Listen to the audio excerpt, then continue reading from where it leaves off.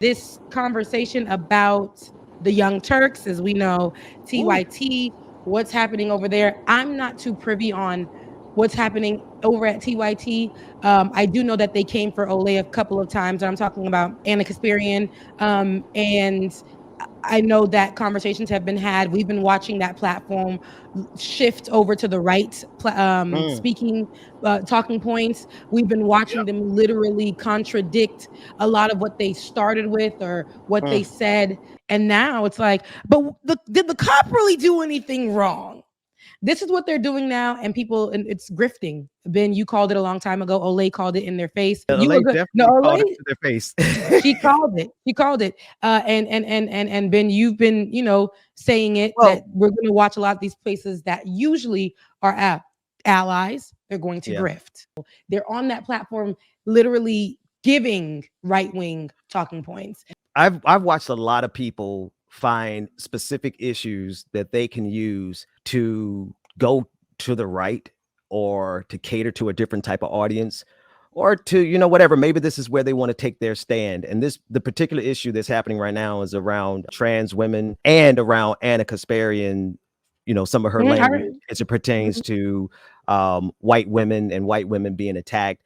um Karen, I think, calling white women Karen, I think, and I don't quote me if I'm wrong on this one, but I believe I saw a clip where they were upset that white women where Anna was upset calling white women Karens. I just want to give a shout out to all the moderators who have been supporting and working for TYT for free labor for years, making that platform what it was. When she came at Olay, they brought her on for her expertise. You're bringing her on, and you know that she's an activist in the space as well. She's led so many things. She's done things at Rikers, and they Yeah. continue to make it seem like she was delusional for fighting for things that she was fighting for calling things propaganda. They knew when they put her on there how she talks her stuff. They knew that, and when she got on there, they wanted to challenge her. Like, what do you mean propaganda? What do you mean all that? The same thing that you guys meant about 4 or 5 years ago when you Mm. were under the guise of allyship for Black people Well, and police and and brutality. and that's the part that's really, to me, scary right now. Like, the TYT situation kind of unnerves me in a way because we're at a very, very critical point in American history where we have people who are literally advocating for the murder and the public execution of all gay people, especially transgender people. And for the number one progressive network, which they still are the number one progressive network in the game, to have gathered so many supporters over all these years who support them because they were progressive, and now to see them even just a little bit. Yes, it does matter to see that when we have literal fascists talking about killing the LGBTQIA community, publicly executing them, that the concern for us as broadcasters, as activists, as people who have platforms, influence, whatever you want to call us, the concern should be that, full stop. The concern should be the safety and protection of our allies, of human beings, not a distinction that irritates us. There are distinctions about several stories that irritate me, but I don't care about my irritation because I care more about the safety and the protection of the people in the conversation. The transgender community right now is so under attack. Their lives are in danger. And so it just really bothers me that the number one platform that we have that could fight back against this very dangerous moment is instead, hashing out beef on air. That bothers me because I think it makes me feel like it's intentional. It makes It, me feel like it's part of a coordinated plan. It makes me feel like Jake got a knock on the door from the same people knocking on the doors of Ben Shapiro and Daily Wire, and knocking on the doors of people like Steven Crowder, who now Steven Crowder, all of a sudden, he's talking all this religious stuff like he's really a good God-fearing Christian. It makes me feel that there are people in the background with enough power and influence to just go over there to that network and say, hey, this is the direction that you're going to need to go. I don't have any evidence to suggest that, but that's the fear that I have this is what when I'm we're saying. in the Yeah. midst of this war that's going on, and our number one network that we need to hold the line against these fascists is like, yeah. It's easier to slowly grift and say, you know what, maybe was the cop in the wrong place at the wrong time. Maybe we could start looking at it like that. And then they started to say, well, maybe I'm a woman. Okay, we know that you're a woman, but where are you going with this? Like these Right. kind of Right. like it's the little things that they start to say. We're not going to agree on everything. I'm not going to agree with our audience on everything. Okay, they're going That's to be right. this, but when you say that you are an ally, there are basic things where you don't go and disrespect people that you're fighting for. We're in this space and we're trying to figure it out, but switch over and almost give us Candace Owens vibes. Almost give us Fox News talking points.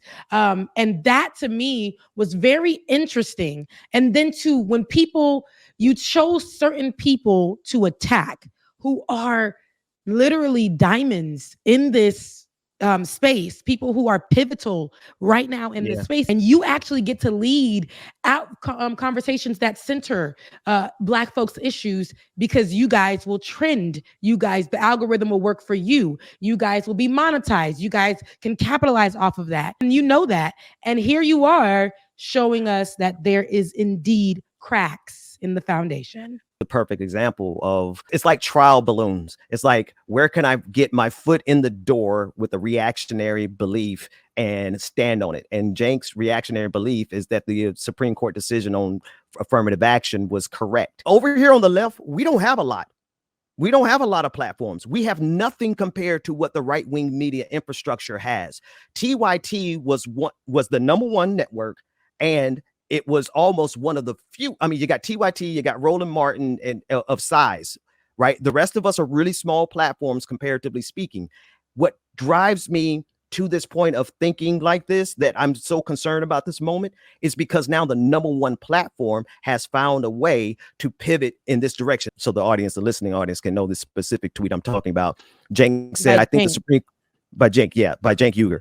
I think the Supreme Court got the affirmative action case right. I'm sick of the stereotypes that attach to all minorities because of this policy. It was necessary in the beginning, but it has become very counterproductive.